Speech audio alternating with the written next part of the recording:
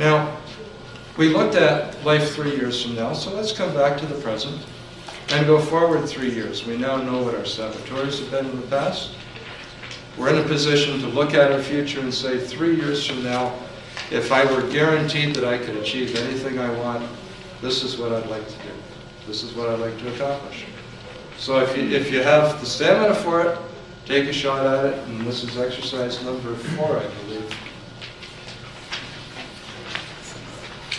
And as you're doing this, remember you've got that excuse working in the back of your mind that you have to overcome. So not only can you have your goal, you can have your saboteur built into this at the same time.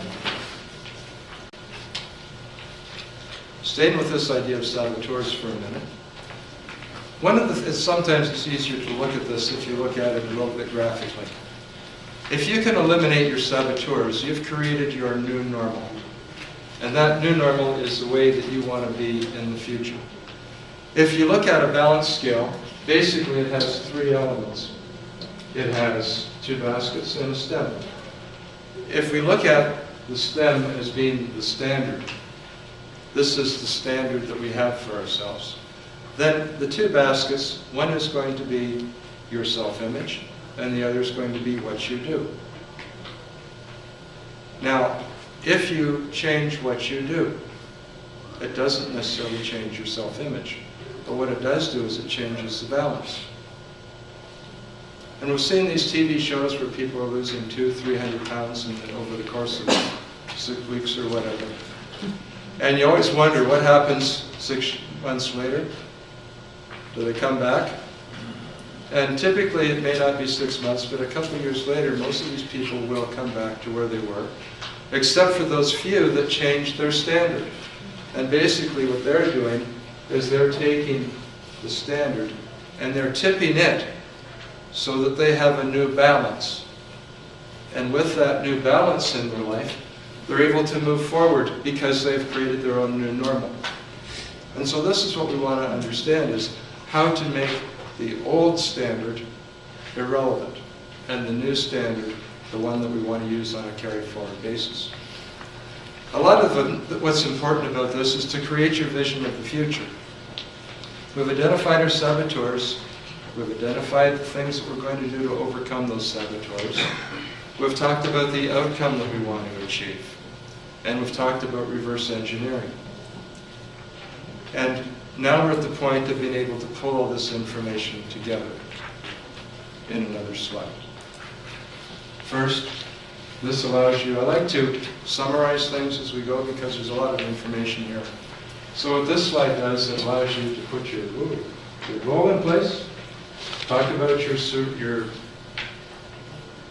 saboteurs, your saviors, and the things that are going to motivate you to stay plugged in. So I won't dwell on this for a long time. I want to get into the goal definition. Everybody's heard about a SMART goal? Yes. Everybody knows SMART? Okay. When you think about a SMART goal, it's real easy to be specific, measurable, and on time. The hard part is achievable and realistic. And the reason why achievable and realistic is so hard is because we don't consider our saboteurs.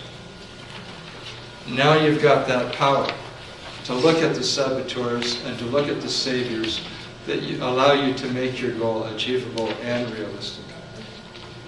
Now, the last page of your handout is the goal-setting blueprint. What I've done for the purposes today is I've broken that down into 4 sub-elements. And so if you want to walk through this with me, you're going to be on the next chart. If you want to see the big picture, it's the second last page, the inside of the last page. The purpose here is to start to pull all this information together and get it in one place so that you've got it locked up, single sheet of paper with all the wisdom in the world on it. So at the top here, you identify your goal. You then have what SMART means so that you can look at your goal and break it out in terms of specific, measurable, etc. Make sure that it's the goal that you want. This third section is for your saboteurs, the outcome that you don't want to create, And the fourth section is for the things you're going to do to overcome those saboteurs.